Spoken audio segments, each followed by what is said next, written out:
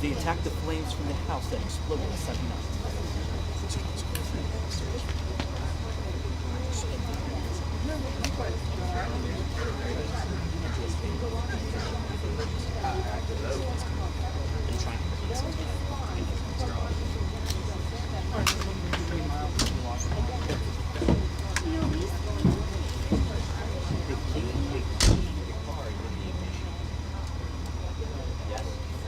Is the car running? Yes. Yeah. So just give it a twist and then bring it down.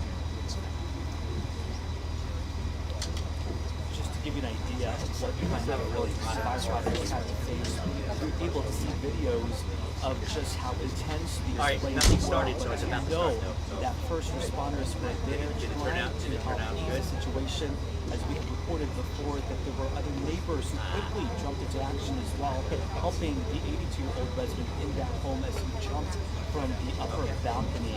And so that was really before the video you saw there as firefighters arrived here to the scene. As I look here to my left, looks like we do have county officials here as well. Again, we are just any moment now going to get that update. As soon as that starts, of course, we'll have it on air and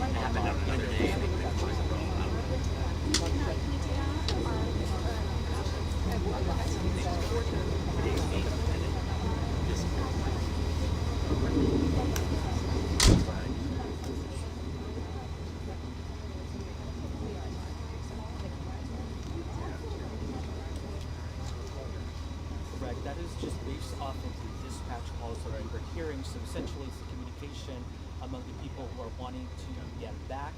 There were moments where people were still trying to get their belongings around in their home, which is really directly across from the house. I want to point to this map that they do have out here, where you can see some of the homes circled in yellow. Those are the ones that are indicated still evacuated, presumably, and then there are those green circles where these are homes without the natural gas at this point. So whether or not this has changed, we are going to find out soon, and as soon as that happens, of course, we'll have a new update coming up.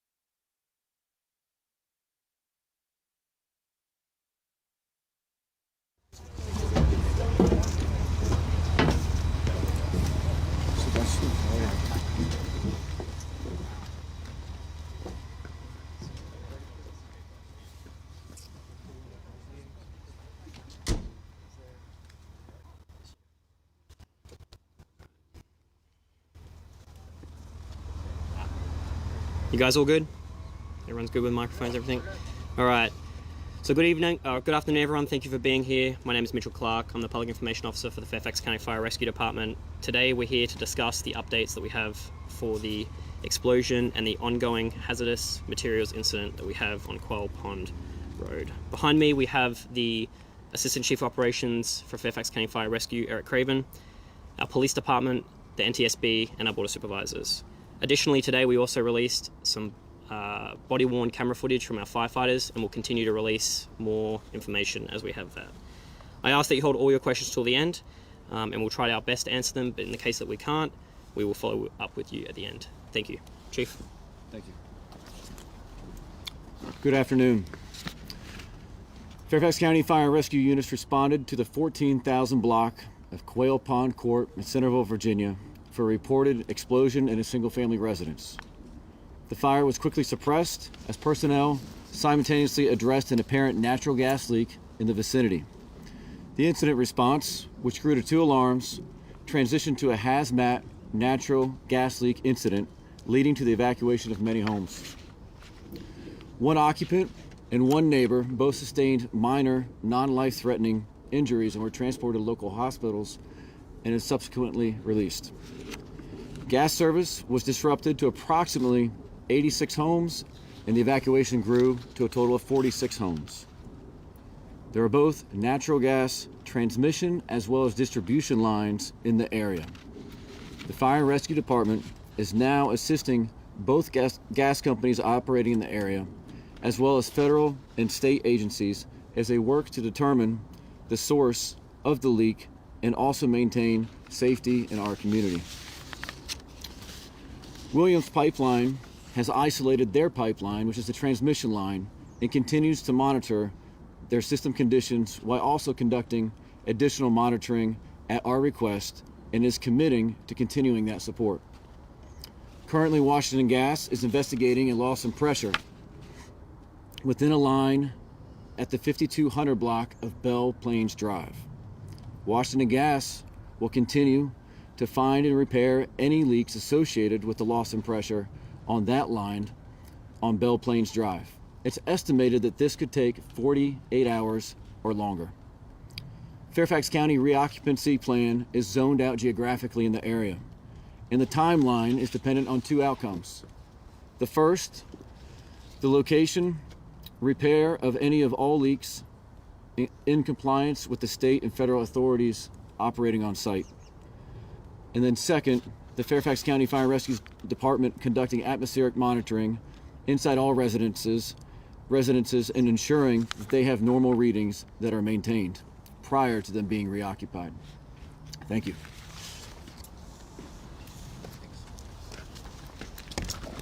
Good afternoon. Hello, I'm Pat Warren. I'm the director of the NTSB's Office of Rail, Pipeline, and Hazardous Materials Investigations. The NTSB is an independent federal agency charged by Congress with investigating all civil aviation accidents in the United States and significant accidents in other modes of transportation, including the transmission of gas through pipelines. Our mission is to determine the probable cause of accidents, issue safety recommendations, and prevent future events like this from ever happening again. We do not assign blame or liability. We are here on scene to gather perishable evidence, which our team methodically and systematically reviews throughout the course of the investigation to determine the probable cause. This is the beginning of a long process. We do not determine the probable cause why we're here on scene. The probable cause, findings, and any safety recommendations will be included in our final report, which can take 12 to 24 months to complete. However, if during the investigation we identify an urgent safety issue that must be addressed, we can issue an urgent recommendation. Before I share information about the investigation, I want to say to the community that our hearts go out to all of you. We know that the accident has been very unsettling and disruptive. The safety of the community is our top priority and the reason we are here to find out what happened, how it happened, and what recommendations to help ensure it doesn't happen again. Our team of four investigators arrived on scene Monday and expects to remain on scene until we've collected all the perishable evidence and until the area is safe for residents to return. In addition, we have a host of specialists back at our headquarters who are supporting the investigation. The team is led by our investigator in charge, right here next to me to my right, Kim West, who has more than 17 years of experience in pipeline safety. We are also joined by experts from the Pipeline and Hazardous Materials Safety Administration, often called PHMSA, and the Virginia State Corporation Commission. I would like to thank our colleagues from Fairfax Fire Rescue and Fairfax County Police Department, as well as those who have been assisting on the scene. They've been working tirelessly, I got to tell you, to ensure that the area is safe for everyone, a great group. Our investigators are currently working with Washington Gas, Williams Company, and Fairfax Fire and Rescue to test the pipeline infrastructure in the area and confirm its integrity and identifying potential sources of the leak. Teams are currently testing the Washington Gas supply lines and estimated will conclude testing in the next few days, as you just heard. At this time, we're focused on the Washington Gas pipeline system, but it is still early in the investigation, and before we leave the site, we will validate if there are any issues with the Williams Company transmission lines that are also located in the neighborhood. Our investigators have also examined the presence of gas in the area in the larger area to better understand what led to the explosion, and they will be interviewing responding organizations to gather additional information about the scene and at the time of the event. In the coming days, we will continue conducting interviews, collecting evidence, and following the work to ensure that any leak is detected and repaired. Witnesses to the accident or those who may have surveillance video or other information that could be relevant to the investigation are asked to contact the NTSB at witness@ntsb.gov. Again, witness@ntsb.gov. Information about the investigation can be found on the ntsb.gov website as well as on X at ntsb_newsroom. We'll take a few questions now, and I ask that when you are called on, you state your name, affiliation before you ask a question. Lewis with Fox 5. I wanted to know what you can tell us about whether or not the pipelines had an advanced detection leak system. So we're beginning our investigation right now, and we are collecting all. Coming up to the microphone. Yeah, sure. Yeah. Thank you. Yeah, sure. We're beginning the investigation now. We have a lot of information to collect. That is the kind of information that we will be gathering. Question from Ben Dennis from DC News Now. Chief, this may be for you, but you had mentioned this. Let me look at my notes right here. Washington Gas investigating loss of pressure within the 5200 block of Belle Plains Drive. That's quite a ways away from here. Is this a secondary leak that was identified recently? What's the situation there? Actually, the house that had the apparent explosion is a corner lot. Belle Plains Drive is along one side of that occupancy or that residence, and Quail Pond is on the other side. So it's right in the vicinity of the initial incident. So you have found. So when you say loss of pressure, does that identify that is the source of the leak? Well, I think it's probably most appropriate to say that's the source of a leak. We want to make sure that the area is extensively investigated to make sure that any leaks are found and addressed. But yes, there is a loss of pressure when tested with air, which means when it had gas in it, natural gas in it, that there was most likely a leak of natural gas from that pipeline. So one leak has been identified, the location has been identified, but potentially more are still being investigated. And I think I could clarify by saying not necessarily a leak, because the gas company hasn't put eyes on the leak, like the exact portion of the pipe where the leak occurred, but they know the section of pipe where they're losing pressure. So you've heard me talk previously that they're narrowing that scope more and more into a small area of pipe. That's now a section about 1,000 feet long, and we know they know there's a loss of pressure within that 1,000 feet. Now we go to sectioning it off, figuring out exactly where that leak or others may be. And that leak, Chief, is on the main transmission line? No, that's a great point for clarification. So the line along Belle Plains Drive is a distribution line maintained and operated by Washington Gas. The distribution lines on the easement on the other side of the house that exploded are transmission lines maintained by Williams Pipeline. So can you clarify, this is a distribution line run and owned by WGL? Is that where you're saying the leak is at in this 1,000-foot section? That's affirmative. So one other question, if I may follow up real quickly. You've got still a lot of people who are impacted by this. Do you have any timetable in terms of when the residents who have been evacuated will be returning home, and also the shutoffs when they could be turned back on? Any timetable? Absolutely. The question was, is there any idea of when residences may be reoccupied and what that timetable may look like? And as I mentioned previously, Fairfax County has a plan that's zoned out geographically, and we articulate it that way because if it's determined that certain sections of the transmission line or distribution lines are 100% intact and there's no readings, it's 100% safe for the residents to reoccupy, then we'll reoccupy portions of, but not all of the evacuated area. The timeline is 100% dependent on two things. One, that's all the leaks are found and repaired. And two, that the Fairfax County Fire and Rescue Department is able to go into those occupancies, clear all floors of the living area to ensure they have normal atmospheric readings and to maintain that before we put people back in that situation. Chief Matthew Torres with USA 9. Can Yes, you sir. clarify, are we expanding perimeter at all, or is it staying as is? Unless there are any new findings, the perimeter will maintain the exact size that it is. And to clarify, is there only one leak or multiple leaks? I appreciate the question. We know we have a section of distribution line that is losing pressure. That could be one leak, that could be two leaks. That's up to the utility company, Washington Gas, to determine and find and fix. And how old are these lines? Does that have to do anything with the leak as far as the age of these lines? I'm not a subject matter expert on gas lines. I would say that I would refer that question to Washington Gas. Chief, really quick, just to follow up for the NTSB, and just in terms of the timeline, the NTSB had issued some safety recommendations many years ago about the need for advanced leak detection systems and pipelines. You all have said that the pipeline leaks are a known problem.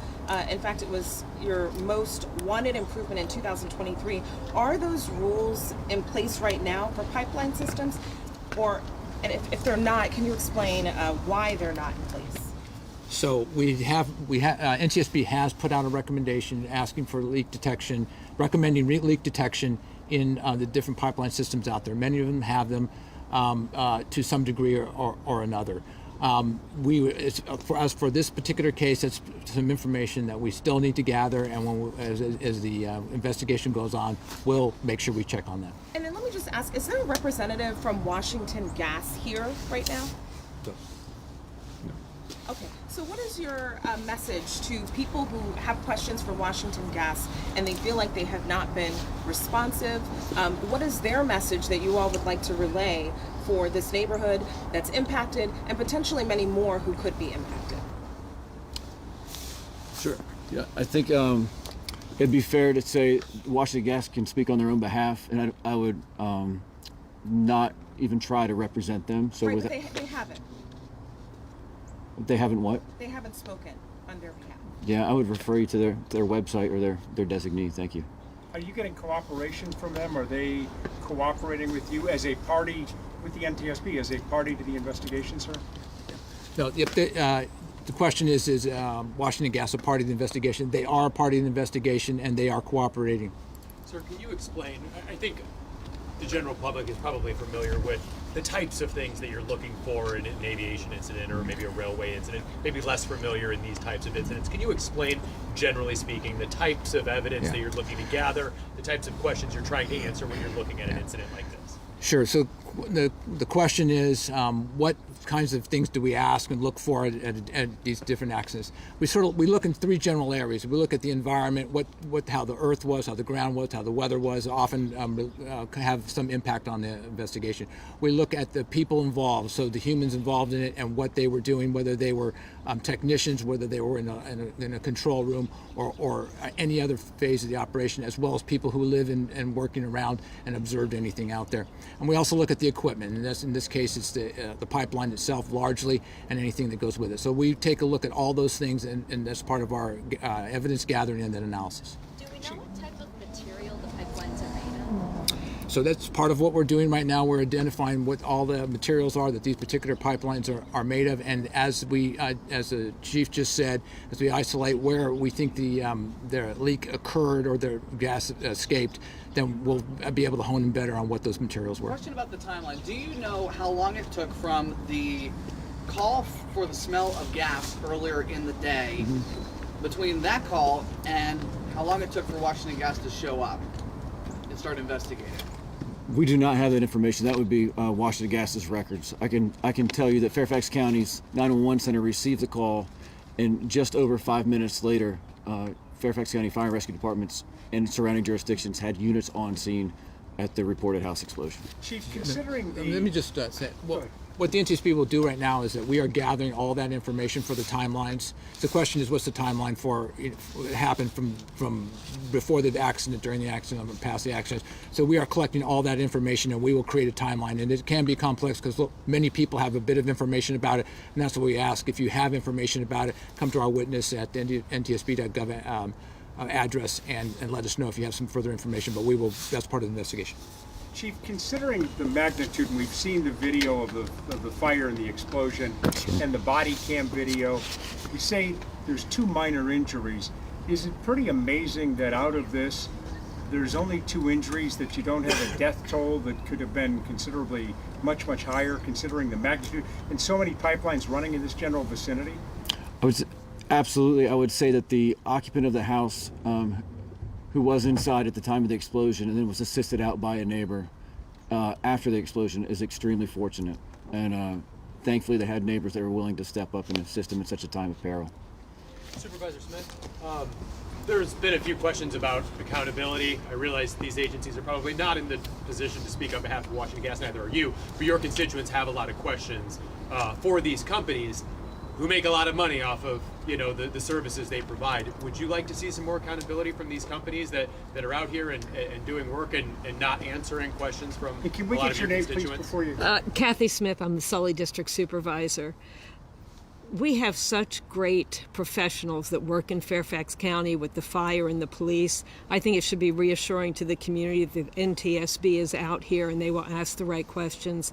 I totally understand the concern of the community because you want all the answers right away. But I think the most important thing for the community right now is these people behind me are going to make sure that the community is safe. And they won't let them back in their homes until they know they're safe. So lots of questions. The people behind me will find those answers. I will get information about that. But number one is keeping this community safe. Thank you. Chief, now that it's been determined at least which line is showing loss of pressure, will you continue checking all of the other lines, or will it not need to be a 1-by-1? Sure. Thank you for that question. The question was, will we continue checking all the lines in the area in a systematic approach? And I think it's important to reinforce that Fairfax County Fire and Rescue Department's role in this incident at this point is completely supporting and protecting the residents in the area. So as far as the testing systematically of the lines, we rely and support the efforts of both utility companies. We will be here to maintain atmospheric monitoring on a regular basis and report that up and record it and assist NTSB with their investigation. And to clarify, so far of the lines that have been tested, it's just the one so far where the pressure leak, or the pressure, loss of pressure has been determined. Yes, I can share that there's a line on Quail Pond that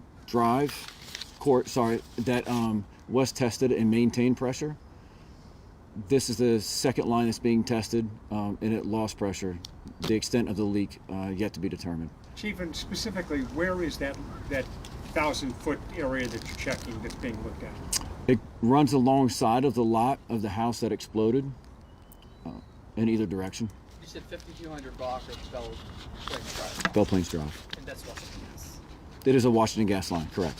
Chief, can you talk about the map to your right? Yes, so it's probably hard for everybody to see unless they have a camera. But the map to our right is a GIS representation of the purple is the easement that Williams Pipeline operates in, and it has multiple transmission lines in the area. The red box that borders that easement is identified as the house that had the reported explosion.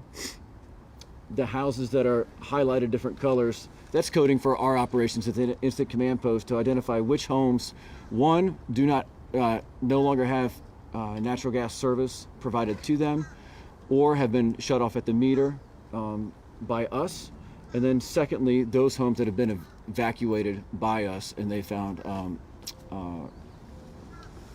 elsewhere to stay. What is the latest number of the total evacuations still at this moment? Absolutely. Give me 1 second here. It peaked at 86 homes. We reoccupied 11 last night. 11 that were determined to be in a very safe area, where our readings for the last 2.5 days have maintained 0 normal readings for the duration, and are quite a distance away from the impacted area.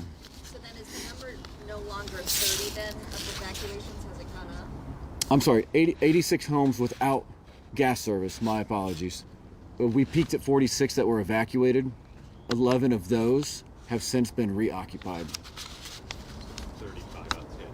Thank you. Yes, appreciate the help. 35 outstanding. Look, it's really important to emphasize the fact that just because some have been deemed safe to reoccupy, that the entire area doesn't come looking to reoccupy their homes until the Fairfax County Fire Rescue Department deems it safe. Just one point of clarity here, something you had mentioned last night, or it was mentioned by someone at the community meeting, that Washington Gas is going to be using laser tech all over the neighborhood to identify if any additional leaks were found. Are you aware if they found any additional leaks?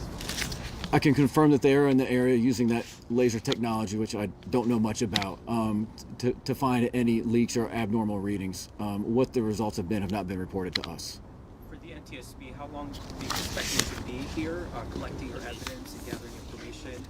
And just, sorry, real quick, we'll just take two more questions and then we'll wrap it up. Thank you. And how would you compare? I'm sorry, start over, would you? I'm sorry. Would you repeat the question? Yes. How long do you guys expect to be here collecting information, gathering evidence, and how would you compare this incident maybe to other ones you have investigated before as far as magnitude? Yeah, so the question is how long are we going to be there and have we investigated other accidents? We're going to be here until we gather all the perishable evidence that we need to gather at this particular point in time, and that the area's been returned to a safe status and people can return to their homes. So that's the reason we'll be here. Have we investigated other accidents? We investigate many accidents across the nation that have similar aspects to this. You can find information on those on our website. So if you're interested in that, there's a library of information on that. One more question. Chief, I guess you kind of touched on this earlier, so I apologize if this is okay. a repeat, but we still, there's still a lot of work being done out there that's gonna, that dictates the timeline. But best case scenario, worst case scenario, folks who are watching this wondering, maybe a couple of days? Are we looking at a week? Do we have any reasonable idea on kind of a timeline when this might be resolved? I think you could see, at best case scenario, the majority of the homes being allowed to reoccupied no sooner than 48 hours from now, depending upon the status of the leak that Washington Gas finds and what those conditions are as they try to access their line, which is 6 to 8 feet generally in that area, access it, fix it, pressure test it, and then we go into all the homes and take all of our readings and ensure that they can maintain those normal readings. Sorry, how big is the line that's in question here? I can't answer that. I would defer that to Washington Gas. Thank you all very much. And actually, though, Washington Gas is going to defer us to NTSB because they're saying they're a party in the investigations. Can NTSB clarify or at this time? Yeah.